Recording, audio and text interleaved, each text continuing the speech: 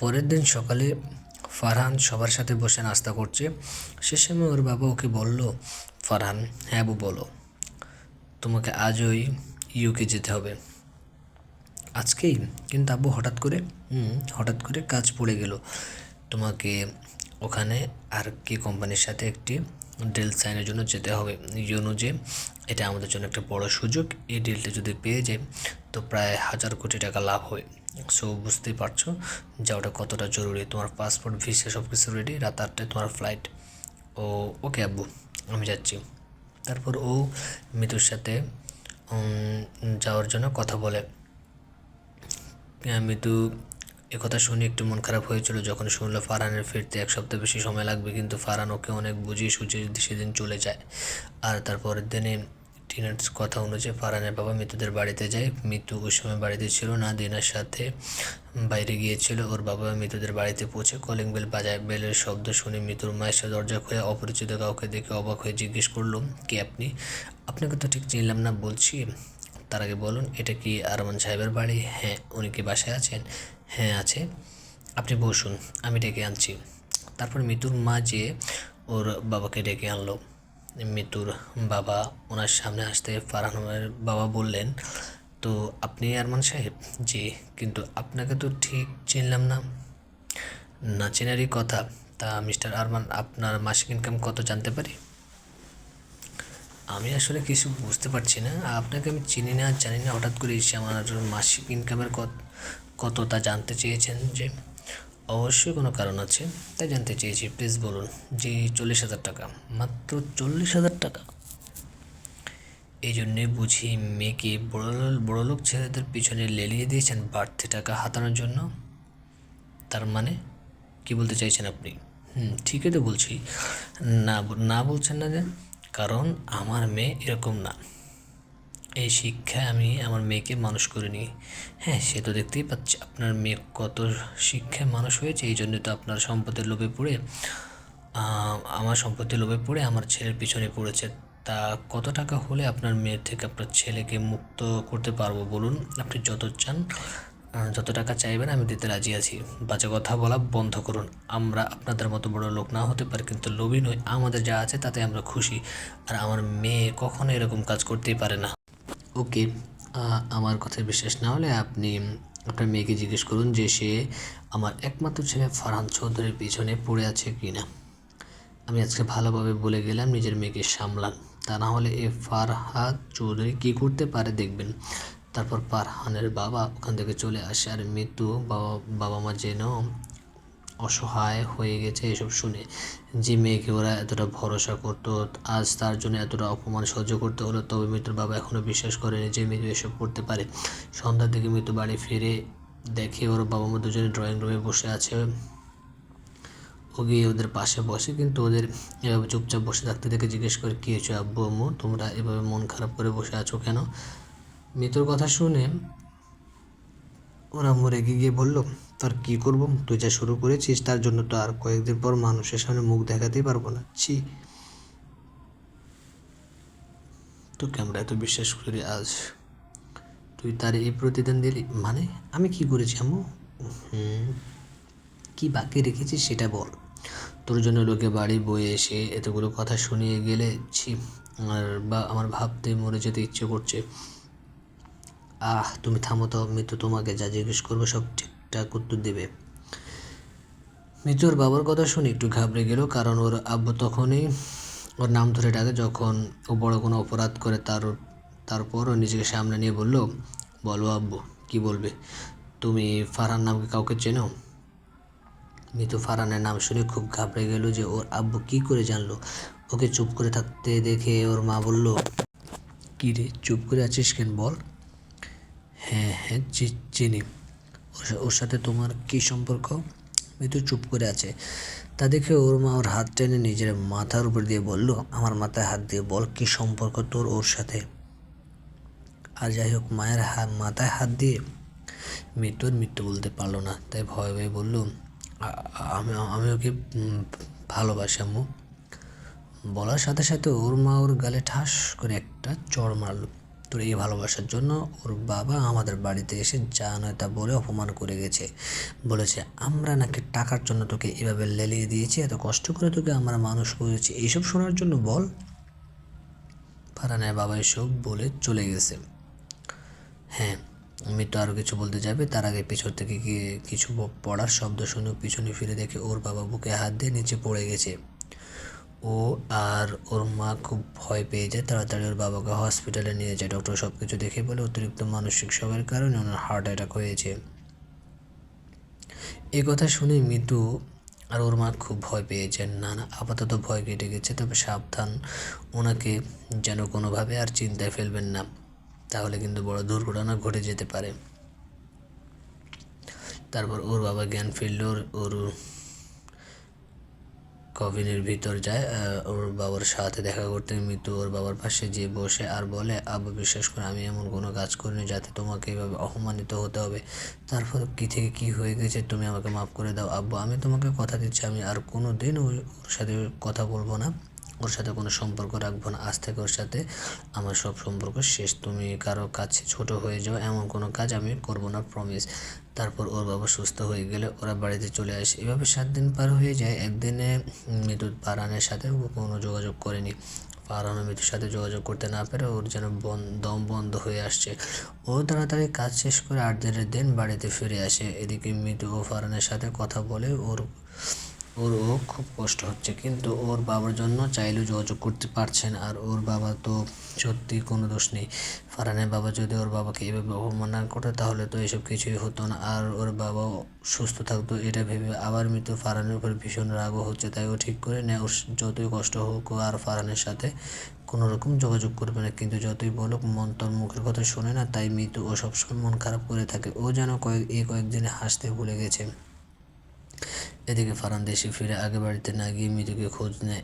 মৃত্যু তো ফোন ধরছে না, তাই ও বাড়িতে নাকি ভার্সিটিতে সেটাও তো জানে না, তাই ও প্রথমে ভার্সিটিতে ওকে খুঁজতে ফারহান সেখানে গিয়ে মৃত্যুর ক্লাসরুম ক্যাম্পাস সব জায়গায় খোঁজ করে কিন্তু পায় না। তখন ওদিক থেকে দেখতে পায় একা একা ভার্সিটি থেকে বের হচ্ছে। ফারহান দৌড়ে ওর কাছে যায়, ওকে এইভাবে আসতে দেখে দিনা খুব অবাক হয়। ফারহান যেতে ওকে জিজ্ঞেস করে, দিনা তুমি একা কেন, মৃত্যু কোথায়, আমি আজ 7 দিন ধরে ওকে ফোন করছি, ও আমার ফোন ধরছেই না, এত কিছুর পরেও আপনার ফোন রিসিভ করবে, এটা আপনি কি করে ভাবছেন ভাইয়া। আসলে দিনে সব কিছু জানে ওদের কথা, সেদিন যা হয়েছিল। তার মানে কি বলছো তুমি, কি কি বলছো তুমি এসব, আমি তো কিছুই বুঝতে পারছি না। আপনি সত্যি কিছু জানেন না? না রে বাবা, আমি তো আজই ফিরলাম আর এসে এখানে এলাম মৃত্যুর খোঁজে। ফারহানের কথা শুনে দিনা ওকে সব বললো যে সেদিন কি হয়েছিল, আর ওর বাবা এসব অপমানের জন্য মৃত্যুর বাবা অসুস্থ হয়ে পড়ছে সেটাও বললো। সব শুনে ফারহান যেন খুব বড় শখেরও ভাবতে পারছে না ওর বাবা এসব। তাহলে সেদিন ওনার কথাগুলো সব মিথ্যে ছিল, ও আর ভাবতে পারছে না। ও তাড়াতাড়ি ওখান থেকে বেরিয়ে গাড়ি নিয়ে সোজা মৃত্যুদের বাড়িতে আসলো। এসে ওকে ডাকতে শুরু করলো। ফারহানের কথা শুনে মৃত্যু ঘর থেকে বেরিয়ে আসলো, সাথে ওর বাবা মাও। ফারহানকে দেখে ওর বাবা বলল, তুমি ফারহান? জি আঙ্কেল। তাই এখানে কি চাই এত কিছুর পরেও? আঙ্কেল আমি জানি না আমার বাবা আপনাকে এসব কেন বললো, আমার বাবা তো আমাদের দুজনের বিয়ের কথায় রাজি হয়ে গিয়েছিল, কিন্তু হঠাৎ করে কী এমন হলো বুঝতে পারছি না। কিন্তু আমার বাবা মা মানুক আর না মানুক আমি মৃত্যুকে হারাতে পারবো না, প্লিজ আঙ্কেল আমার বাবার হয়ে আমি আপনার কাছে ক্ষমা চাইছি, তবুও মৃত্যুকে আমার কাছ থেকে আলাদা করবেন না প্লিজ। সরি, এটা সম্ভব না, তুমি চলে যাও এখান থেকে। আঙ্কেল প্লিজ আমাকে ফিরিয়ে দেবেন না, আমার বাবা মা যদি ওকে মেনে নাও নেয় তবে ওকে নিয়ে আমি আলাদা হয়ে থাকবো, বিশ্বাস করুন কোনো কষ্ট পেতে দেবো না আমি ওকে, কিন্তু আমি চাই না তুমি আমার মেয়ের কারণে তোমার পরিবার থেকে আলাদা হও, তার চেয়ে ভালো তুমি ওকে ভুলে যাও। ভুলে যাব এটা বলা যতটা সহজ, ভুলে যাওয়াটা এতটা সহজ নয়। আমি তো মৃত্যুর কাছ থেকে শুনেছিলাম যে আন্টিকেও আপনি ভালোবেসে বিয়ে করেছিলেন, আর ওনার বাবা মা ছিল না বলে আপনারা পালিয়ে এসেছিলেন। আমরা তো সেরকম কিছু করছি না, আমরা তো আপনাদের অনুমতি নিয়ে আমাদের নতুন জীবন শুরু করতে চাইছি। আপনি আজ নিজেকে একজন বাবা নয় যে স্থানে যে অবস্থান থেকে আপনি আন্টিকে নিয়ে পালিয়ে এসেছেন, আজ আবার নিজেকে সেখানে দাঁড় করিয়ে বলুন তা আমরা কি ভুল করছি? ফারহান কথা শোনার পর মৃত্যুর বাবা কী উত্তর দেবে ভেবে পাচ্ছে না। সত্যি তো সেদিন মোহিনীকে পাওয়ার জন্য কত কিছুই না কোনো কিছু না ভেবে পালিয়ে এসেছিল, আর মোহিনীও নিজের পরিবার ছেড়ে শুধুমাত্র ভালোবাসার জন্য হাত ধরে চলে এসেছিল। ওরাও জানে যে ভালোবাসার জন্য কোনো বাধা মানে না, তাহলে আজ কীভাবে ওরা তাদের মেয়ের ভালোবাসার মাঝে বাধা হয়ে দাঁড়াবে? কিসের জন্য? শুধুমাত্র আত্মসম্মানের জন্য। নিজের মেয়ের ভালোবাসার চেয়ে নিজের সম্মান আজ তার কাছে বড় হয়ে গেল, অথচ একদিন সে নিজে অন্য এক বাবার সম্মান ধুলে মিশিয়ে দিয়ে তার মেয়েকে নিয়ে পালিয়ে এসেছিল। তাহলে আজ কেন সে তার মেয়ের ভালোবাসা মেনে নিতে পারছে না? তাছাড়া তার মেয়ে তো তার বিরুদ্ধে কিছুই করেনি, বরং তার অনুমতি চেয়েছে। কী করা উচিত তার সে ভেবে পাচ্ছে না। ঘরের এক কোণে নীরব দর্শক হয়ে দাঁড়িয়ে আছে আর চোখের পানি ফেলছে মিতু। তারও যে কিছু বলার নেই। এদিকে নিজের ভালোবাসা, অন্যদিকে বাবার সম্মান, কোনটা বাঁচাবে সে? পুরো ঘর জুড়ে নীরবতা বইছে, আর কারো মুখে কোনো হাসি নেই, আছে শুধু শোকের আভাস। সব নীরবতা ভেঙে ফারহানের দিকে তাকিয়ে মিতুই কথা বলে উঠল।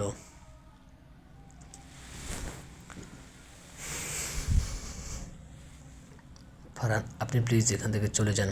হোয়াট? কী বলছো তুমি এসব? তুমি চাও না যে আমার বিয়েটা হোক? পারবে তুমি আমাকে বলতে? দেখুন, আমি জানি যে আপনি আমাকে কতটা ভালোবাসেন, আর আমিও আপনাকে খুব ভালোবাসি। তাই চাইলেও কখনো আপনাকে বলতে পারবো না, আর না তো কখনো আপনার জায়গায় না কাউকে বসাতে পারবো। কিন্তু আমি আমার বাবা মাকে খুব ভালোবাসি, তাই ওদের বিরুদ্ধে গিয়ে আমি আপনাকে বিয়ে করতে পারবো না। পৃথিবীর সবার ভালোবাসা পূর্ণতা পায় না ফারহান। হয়তো আমাদের ভালোবাসাও পাবে না। মেনে নিন না যে এটা হয়তো আমাদের ভাগ্যে লেখা ছিল না। দূর থেকে তো ভালোবাসা যায়। আমরা এক হতে পারলাম না তো কি হয়েছে? দূর থেকে না হয় একজন আরেকজনকে ভালোবেসে যাব, কিন্তু তবুও আমাদের জন্য তো আর কাউকে কষ্ট পেতেও হবে না, আর না তো কেউ কারো কাছে ছোট হবে। এটাই বা কম কি বলুন? আমাদের সুখের কথা এরা কেউ ভাবছে না তো কি হয়েছে? আমরা তো এদের সম্মানের কথা ভেবেছি। আপনি আমি এক না হয়ে আলাদা হয়ে গেলে তাতে আমাদের বাবা মা খুশি হয়, তাহলে তো আমাদের আলাদা হয়ে যাওয়াই ভালো, তাই না বলুন? তাই আমাদের ভালোবাসার কসম, আপনাকে প্লিজ এখান থেকে চলে যান, আর কোনো দিনও এখানে আসবেন না প্লিজ। মিতু, প্লিজ ফারহান, আপনি চলে যান এখান থেকে।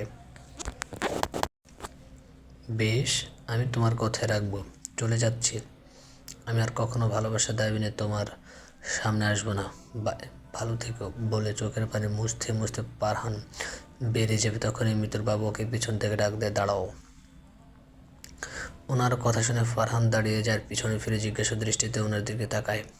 তারপর মিতুর বাবা বসে থেকে উঠে প্রথমে মিতুর দিকে এগিয়ে যায় আর বলে, নিজের ভালোবাসায় বিসর্জন দিয়ে বাবা মায়ের কাছে মন হতে চাইছিস মা? এতটা পাষাণ মনে হয় তোর আমাকে যে আমি আমার একমাত্র মেয়েকে সারা জীবন কষ্টের সাগরে ভাসিয়ে দেব? ওরে, এতটা খারাপ আমি নই রে মা। আমি কখনো চাইনি তোদের সম্পর্কের মাঝে বাধা সৃষ্টি করতে, শুধুমাত্র ওর বাবার কথায় আমি পিছিয়ে এসেছিলাম। এছাড়া আর কী বা করতাম আমি বল মা? কিন্তু আমি এতটা পাষাণ না যে আমার মেয়ে আমার সামনে এভাবে কষ্ট পাবে, সেটা আমি চেয়ে চেয়ে থাকবো? আমি যে তোকে খুব ভালোবাসি মা, তোর কষ্ট আমি দেখতে পারবো না। আমি জানি তুই যতই মুখে এসব বলিস না কেন ফারহানকে ছেড়ে তুই থাকতে পারবি না, এটা আমি খুব ভালো করে বুঝতে পেরেছি মা। তাই আমি একটা সিদ্ধান্ত নিয়েছি। ফারহান বাবা দিকে এসো। মিতুর বাবার কথায় ফারহান এগিয়ে এসে ওদের পাশে দাঁড়ায়। তারপর মিতুর হাতটা ফারহান হাতের উপর দিয়ে বলে, আমি আমার মেয়েকে আজ তোমার হাতে তুলে দিলাম।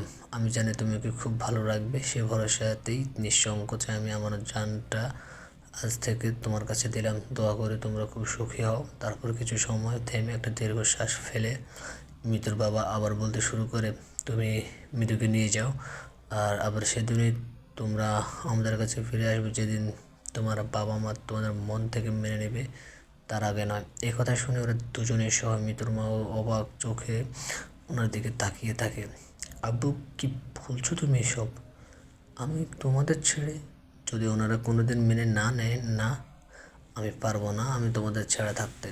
হ্যাঁ, সত্যিই তো। তুমি সব কী বলছো? ও আমাদের একমাত্র মেয়ে, ওকে ছাড়া আমরা কীভাবে থাকবো যদি ওনারা সত্যিই মৃত্যুকে মেনে না নেয়? আন্টি প্লিজ, আপনি এভাবে কাঁদবেন না। আমার বিশ্বাস, আমার বাবা যতই মুখে বলুক না কেন, আমার বিশ্বাস একদিন ঠিক উনি আমাদেরকে মেনে নেবেন। বেশি দিন রাগ করে থাকতে পারবেন না। মেয়েতে তুমি আমার উপর ভরসা রাখতে পারো। আমি বলছি সব ঠিক হয়ে যাবে।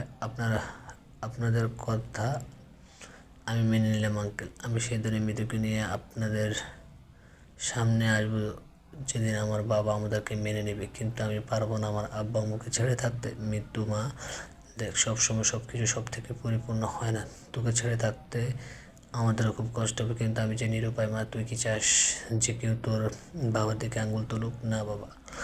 ঠিক তেমনি আমিও চাই না তুই তোর ভালোবাসাকে বিসর্জন দিস। ভালোবাসার কাছে যত বাধায় আসুক না কেন, সেটা অতিক্রম করতে হয়, পিছিয়ে আসতে নেই। আমাদের কথাই ভাব, তোর মাকে যখন আমি নিয়ে এসেছিলাম কেউই মেনে নেয়নি আমাদের, কিন্তু পরে কিন্তু ঠিকই মেনে নিয়েছে। সেজন্য আজ আমি তোদেরকে এভাবে যেতে বলছি, কারণ আমারও বিশ্বাস ফারহানের বাবা মা তোকে একদিন ঠিক মেনে নেবে। আমার মেয়েটা যে এরকম, সে সবার মন জয় করতে সক্ষম, তোর থেকে মুখ ঘুরিয়ে কেউ বেশি দিন থাকতে পারবে না মা। আমি জানি তুই ঠিক পারবি ওদের মন জয় করতে। আমি তোকে অনুমতি দিচ্ছি, তুই তোর ভালোবাসার মানুষের সাথে যা মা। আর দোয়া করি যেন খুব ভালো থাকিস। আব্বু মিতু ওর বাবা মাকে জড়িয়ে ধরে অনেকক্ষণ কাঁদলো, তারপর অবশেষে ওর বাবা মার কাছ থেকে বিদায় নিয়ে চলে আসলো। ফারহান আগে থেকে বন্ধুদের বলে দিয়েছে, তাই ওরাও বিয়ের সব বন্দোবস্ত করে রেখেছে। তারপর ফারহান মিতুকে নিয়ে কাজে অফিসে যাচ্ছে। এখানে আগে থেকে নয়ন, রোহান সহ ফারহানের সব বন্ধুরা উপস্থিত ছিল। আর মিতু যেতে যেতে দিনাওকে বলে দিয়েছে, এজন্য দিনাও সেখানে চলে আসার কারণ তার বেস্ট বিয়ে, আর সে থাকবে না তাকে হয়। তারপর ওরা ওখানে পৌঁছে এবং সুষ্ঠুভাবে ওদের বিয়ে সম্পন্ন হয়। আর ফারহান এবং মিতু, দিনা আর তার ফারহানের বন্ধুদেরকে বিদায় নিয়ে সোজা ফারহানদের বাড়িতে আসে। ফারহানের বাবা মা তখন ড্রয়িং রুমে বসেছিল। তখনই ফারহানকে এভাবে মৃত্যুর সাথে করে নিয়ে আসতে থেকে খুব অবাক হয়। সাথে ফারহানের বাবা খুব রেগেও যায়। তারপর উনি ফারহানকে উদ্দেশ্য করে বলে, এসব কি ফারহান? এই মেয়েটা এইভাবে এখানে গিয়ে নিয়ে এসেছো কেন? আর তুমি দেশেই বা কখন ফিরলে? কই আমাকে তো কিছু বলনি। তোমার সব কথার উত্তর আমি দেব। তার আগে এটা বলি যে মিতুকে আমি এভাবে এখানে নিয়ে এসেছি কারণ আমি ওকে বিয়ে করেছি। আর বিয়ের পর মেয়েরা তার স্বামীর সাথে শ্বশুরবাড়িতেই আসবে, সেটাই স্বাভাবিক, তাই না? হোয়াট? তুমি ওকে বিয়ে করেছো মানে? এইভাবে রিয়েক্ট করছো কেন বাবা? আমি তোমাকে বলেছিলাম যে আমি ওকে ভালোবাসি, তাহলে এতটা হাইপার হচ্ছে কেন?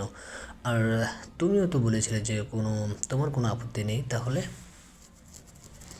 তাই বলে তুমি ওকে এইভাবে বিয়ে করবে, এটা আমি মেনে নেব তুমি ভাবলে কি করে? এইভাবে বিয়ে করেছি বলে তোমার সমস্যা নাকি? তুমি ওকে মানতে পারো নি, তুমি চাওনি যে আমি ওকে বিয়েটা করি, সেজন্য। তার মানে আর মিথ্যা বলে লাভ নেই আব্বু। তুমি ওর বাবাকে যা যা বলেছো সবটাই আমি শুনেছি। ও এখন আমাদের থেকে ওই মেয়েটা তোমার কাছে বেশি ইম্পর্ট্যান্ট হয়ে গেল যে ওরা যেটা বলেছে সেটা তুমি বিশ্বাস করবে? ওরা আমাকে কিছুই বলেনি বাবা, আমি নিজে থেকেই জেনেছি যে সেগুলো সত্যি কিনা। সত্যি। আর আমি এখনও বলছি এই মেয়েটা ভালো না। তুমি একটা খারাপ মেয়ের পাল্লায় পড়েছো ফারহান। আমি কখনো এই মেয়েকে বাড়ির বউ হিসেবে মেনে নেব না, তাই বলছি ওকে চলে যেতে বলো। মৃত্যু শুধু এসব শুনছে আর চোখের পানি ফেলছে। সরি আব্বু, ও কোথাও যাবে না। ও শুধু এখন আমার ভালোবাসাই নয়, বরং আমার বিবাহিত স্ত্রী। আর কি বললেও খারাপ মেয়ে, ওকে আমি খুব ভালো করে চিনি আর নিজের থেকে বেশি বিশ্বাস করি। তুমি না জেনে এসব বলতে পারো না, তার মানে তুমি আমার কথা শুনবে না? আমাদের থেকে ওই মেয়েটা তোমার কাছে বেশি বড় হয়ে গেল। আব্বু তুমি কিন্তু আমাকে ভুল বুঝছো। তোমরা যেমন আমার বাবা মা, ও তেমনি আমার বউ। তোমরা সবাই আমার কাছে সমান ইম্পর্ট্যান্ট। আমি ওকে ছাড়া থাকতে পারবো না। ওকে বেশ, তাহলে তুমিও এই বাড়ি ছেড়ে চলে যাও। আজ থেকে আমি জানবো আমার কোনো ছেলে নেই। আব্বু এসব তুমি কি বলছো?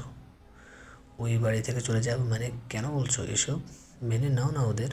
কখনোই না, এই মেয়েকে আমি কখনোই মেনে নেব না। তোমার ছেলেকে বলে দাও, ও যদি কখনো ওই মেয়েকে ছাড়তে পারে সেদিনে ওই এর বাড়ি জায়গা হবে, আর নয়তো চিরদিনের জন্য এই বাড়ির দরজার জন্য বন্ধ। ওকে বেশ, আমি চলে যাচ্ছি, আসবো না আর তোমার বাড়িতে। এসব তুই কী বলছিস বাবা? মাকে ছেড়ে চলে যাবি, তোর কষ্ট হবে না? আমি তো যেতে চাইনি মা, বাবাই তো আমাকে চলে যেতে বললো। ওকে তুমি কিছু বলো না, দেখো না ও চলে যাচ্ছে, ওকে আটকাও। এই ফারহান, বোঝা না মা, তোর বাবাকে দেখ, তোর ভাই চলে যাচ্ছে। বাবা তুমি কেন এমন করছো? মেনে নাও না ওদের। ওদেরকে দেখে মিতুরও খুব খারাপ লাগছে। ওর মনে হচ্ছে যা হচ্ছে সব কিছুর জন্য ও দায়ী। তাই ও বললো কাউকে কোথাও যেতে হবে না, আমার জন্যই যখন সব হচ্ছে আমি চলে যাচ্ছি। আমার জন্য আপনাকে নিজের বাবা মাকে ছেড়ে থাকতে হবে না ফারহান। মিতু কিসব বলছো? তুমি জোর করে এখানে আসোনি, আমি নিয়ে এসেছি তোমায়। তাই এই বাড়িতে তোমার যখন কোনো জায়গা নেই, আমিও চাই না এই বাড়িতে থাকতে। চলো এখান থেকে। ফারহান, বাবা পাগলামি করিস না, তোর বাবা তোর রাগের মাথায় এসব বলছি। একটু পরে আবার রাগ পড়ে দেখলে সব ঠিক হয়ে যাবে। তুই চল তো ভেতরে। আমি রাগের মাথায় বলিনি, যা বলেছে ঠান্ডা মাথায় ভেবে চিনতে বলেছো। এই মেয়েকে আমি এই বাড়িতে জায়গা দেব না। আর তোমার ছেলে যদি ওকে ছাড়তে না পারে, তাহলে ওরও এখানে কোনো জায়গা নেই। দেখলে তো মা, এবার কি বলবে? ভালো থেকো তুমি, আর নিজের খেয়াল রেখো। আসি ভাই, আসছি আপু, মায়ের খেয়াল রাখিস। বাই বাই মা, বলে চোখের পানি মুছে মিতুকে নিয়ে বেরিয়ে এলো। তারপর নয়নকে ফোন করে সব বলল। নয়ন ওর বন্ধুদের সাথে নিয়ে ওদের থাকার জন্য একটা ঘর ঠিক করলো। ফারহান মিতুকে নিয়ে সেখানে গিয়ে উঠলো। ওরা বন্ধুরা ওদের রাতের খাবারটাও কিনে দিয়ে ওদেরকে বোঝালো যেন ওরা ভেঙে না পড়ে, ওরা সবাই ওদের সাথে আছে, কোনো অসুবিধা হবে না ওদের। তারপর ওরা আবার সকালে আসবে বলে ওদের থেকে বিদায় নিয়ে এখান থেকে চলে আসে। ওরা চলে আসার পর মিতু গিয়ে ফারহানের পাশে বসে আর বলে, খুব কষ্ট হচ্ছে আপনার, তাই না? আজ আমার জন্য আপনাকে আপনার বাবা বাড়ি থেকে বের করে দিল। মিতু, তুমি আবার এসব বলছো? তুমিও তো আমার জন্য নিজের পরিবার ছেড়ে এসেছো, তাহলে আমি কেন পারবো না? এসব নিয়ে একদম মন খারাপ করবে না, দেখবে সব ঠিক হয়ে যাবে। কোনো কষ্ট পেতে দেবো না তো আমি তোমাকে। এখন শুধু একটা চাকরি ম্যানেজ করতে হবে। সেদিন এভাবে কেটে যায়। পরের দিন সকালে আবার ওর বন্ধুরা সকালে খাবার সাথে করে নিয়ে ওদের বাসায় আসে। ফারহান তা দেখে বলে, আমাদের জন্য তোদের বড্ড অসুবিধায় ফেলে দিলাম, তাই না রে? এইটা শুনে রোহান তো রেগে গিয়ে বলে, শালা আর একবার এক কথা বললে না, তোর কী অবস্থা করে তুই ভাবতেও পারবি না। হ্যাঁ, রোহান ঠিকই বলেছে। আরে তুই এসব কী বলছিস রে ভাই? ছোটো থেকে আমরা একসাথে বড় হয়েছি, আমরা শুধু বন্ধুই না, আপন ভাইয়ের চেয়েও কোনো অংশে কম নয়। আর ভাই হয়ে ভাইয়ের জন্য এগুলো করবো না, তা কী করে হয় বলতো? সত্যি তোদের মতো বন্ধু পেয়ে আমি খুব লাকি। আর যদি তোরা না থাকতে তাহলে কী যে হতো। এবার নয়ন বলে উঠে, ধুর এসব বাদ দে তো। আচ্ছা শোন, তোকে চাকরির জন্য কোনো টেনশন করতে হবে না, আমি আমার ভাইয়াকে বলে সব ব্যবস্থা করে রেখেছি। ভাগ্যিস কাল কথাটা ভাইয়া তুলেছিল। কাল এখান থেকে গিয়ে শুনি ভাইয়া বলছে ওর অফিসের লোক নেবে, ভালো পদ, স্যালারিও ভালো। তাই আমি তোর কথা বলেছি আর ভাইয়াও রাজি। ভাইয়া বলেছে সব ব্যবস্থা ভাইয়া করে রাখবে, তুই শুধু কাল থেকে জয়েন করবি। এ কথা শুনে ফারহান মিতু দুজনেই খুব খুশি হয়। সত্যি তোরা না থাকলে আমি এতটা এগোতে পারতাম না রে। আরে মামা, এখন এসব চিন্তা বাদ দিয়ে বউয়ের সাথে চুটিয়ে প্রেম করতো, যেন বছর না ঘুরতে সুসংবাদ এসে যায়। রোহানের কথা শুনে সবাই হেসে উঠল। মৃত্যু তো লজ্জায় শেষ। এভাবে ওদের সময়গুলো এবার খুব ভালোভাবে কেটে যাচ্ছে। দুজনের ভিতরে নিজের পরিবারকে ছেড়ে থাকার যে কষ্টটা তো আছেই, তারপরও এত কিছু পার করে যে ওরা এক হতে পেরেছে, এটা নিয়ে ওরা খুশি। আর এই খুশির মুহূর্তগুলো যেন তাড়াতাড়ি পার হয়ে যায়। দেখতে দেখতে ওদের বিয়ের 1 বছরও পূর্ণ হয়ে যায়।